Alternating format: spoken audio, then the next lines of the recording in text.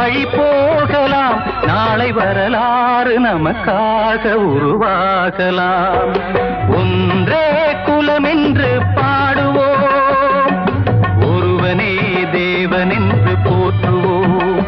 அன்னை இதயமாக அன்பு வடிவமாக வந்து வழிகாட்ட வேண்டும் என்று வணங்குவோம்.